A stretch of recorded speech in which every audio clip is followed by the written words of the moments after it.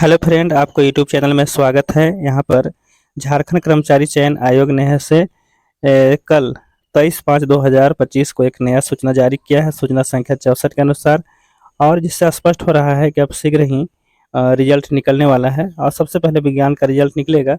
लेकिन सूचना में क्या है, चलिए इसको हम सबसे पहले देखते हैं। ये आपको यहाँ पर देखिए, झारखंड प्रारंभिक विद्यालय प्रशिक्षित सहायक आचार्य संयुक्त प्रतियोगिता परीक्षा जो विज्ञापन संख्या आपको 13/2023 से संबंधित है।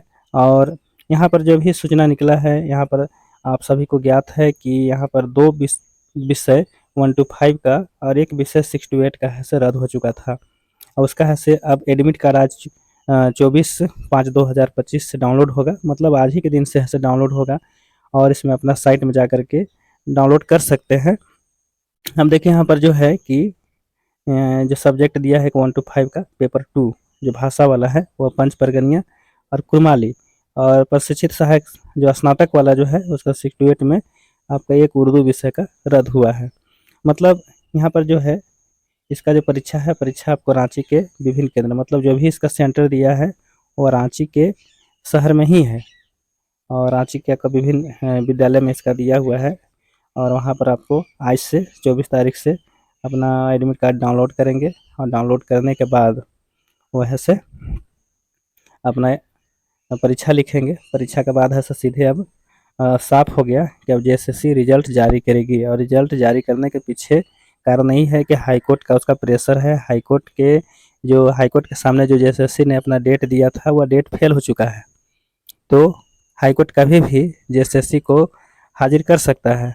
तो इसके डर से तो जेएसएससी अपना जो काम है वह युद्ध गति से कर रहा है।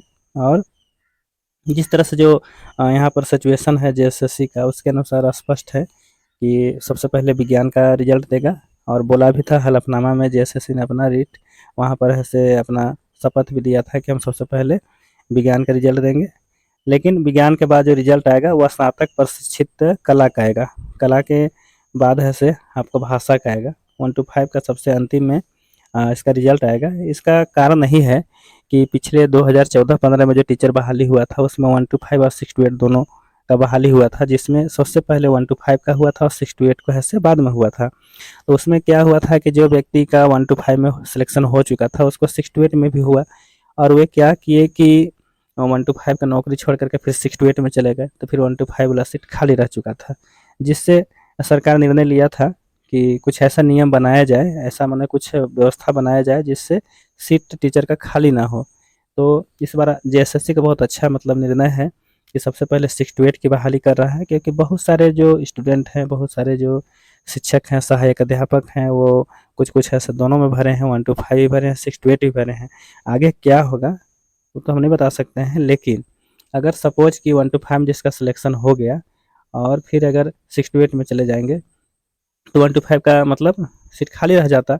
तो इसी के देखते हुए सबसे पहले है से स्नातक प्रशिक्षित को ही बहाली करने का जेएसएससी निर्णय लिया है। ये अच्छा निर्णय है। और जब 6 to 8 का बहाली हो जाएगी तो फिर 1 to 5 के लिए बहुत रास्ता आसान हो जाएगा। रास्ता इसलिए आसान हो जाएगा कि कुछ व्यक्ति जो दोनों परीक्षा लिखे हैं वो 6 to 8 में तो ज्वाइन कर देंगे, तो 1 to 5 में है तो मतलब दूसरे व्यक्ति के लिए ही सीट रह जाएगा। तो ये अच्छा है निर्णय। तो चलिए अब जेएसएससी के सूचना के अनुसार अब लग रहा है कि जेएसएससी अब ऐसे मतलब एक्शन मोड में है। मतलब कि अब जो भी काम है वह चाह रही है जेएसएससी कि अब जल्द से जल्द इसका निपटारा करें और नियुक्ति पत्र दे दे।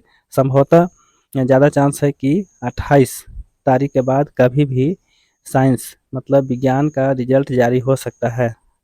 और कुछ लोग ऐसा बात भी कर रहे हैं जेएसएससी में कि 30 तक संभवतः ऐसे विज्ञान का रिजल्ट आ जाएगा।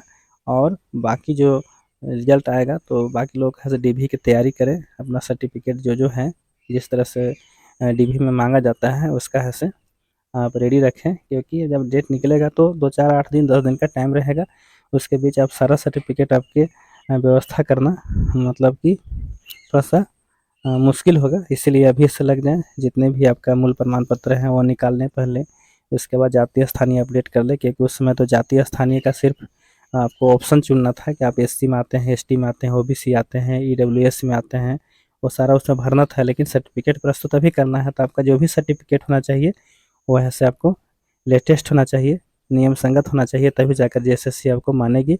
अन्यथा आपका सर्टिफिकेट, अगर आप ओबीसी भर दिए हैं, चाहे एससी एसटी भर दिए हैं, नहीं प्रस्तुत करना सके तो वहाँ पर आपका गड़बड़ हो जाएगा। रिजल्ट पेंडिंग भी हो सकता है या रिजल्ट जनरल में आने की संभावना हो सकता है, मतलब दोनों स्थिति में कुछ भी हो सकता है। इसलिए जो आप फॉर्म में अप्लाई किए हैं वही चीज़ को आपको ऐसे सर्टिफिकेट को व्यवस्था करना है। तो चलिए आज के वीडियो में इतना ही।